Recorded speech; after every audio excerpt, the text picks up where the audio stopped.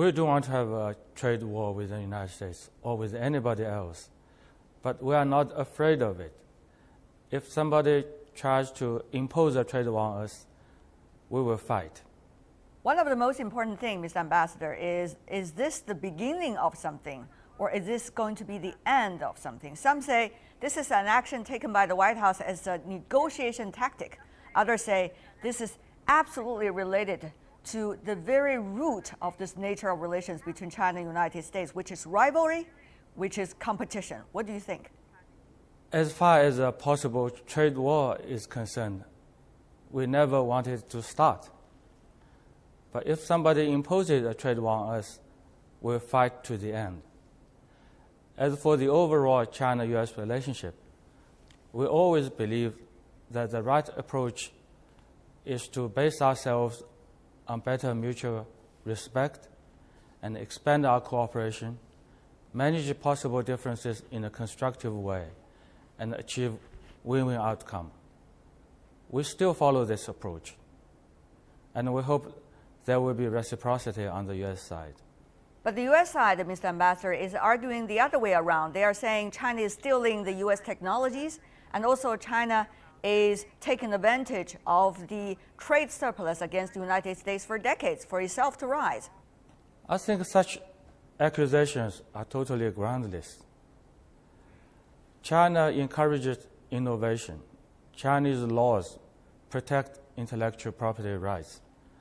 This applies to Chinese companies and American companies and other companies alike.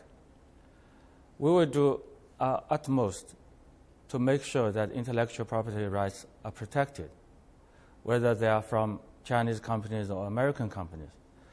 At the same time, I hope people here would understand and would realize people in China and people in other developing countries are also fully capable of innovation.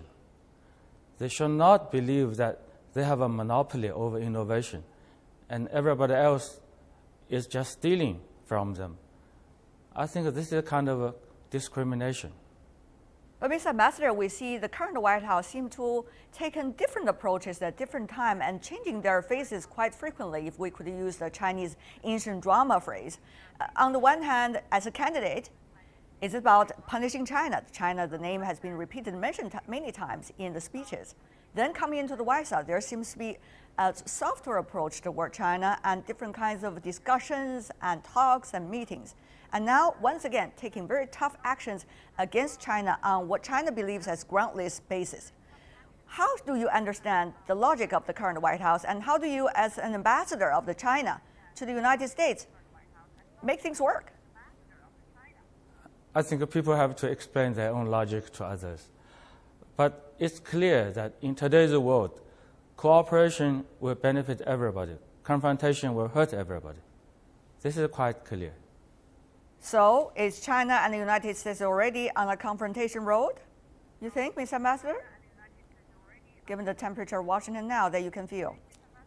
You see, we always advocate the idea of building up a new model of international relations, and together with everybody else to build a community of mankind for a shared future.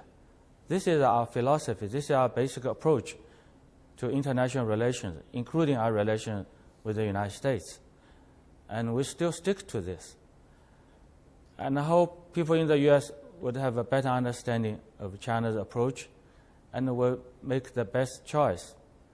Actually, this is a choice between cooperation and confrontation, between constructiveness and disruptiveness, between win-win and lose-lose.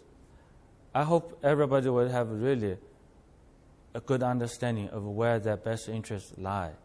The long-term interests of both the Chinese people and the American people. If we have these long-term interests in mind, the choice is clear.